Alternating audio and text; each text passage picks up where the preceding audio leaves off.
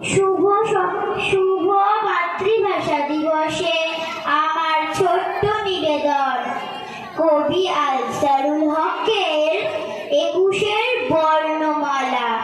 ক্যালেন্ডারের ২১ এসে দরজাতে দেয় নাড়া, তখনই দিই সারা। দরজা খুলেই দু চোখ ভরে দেখি আলোর পাড়া।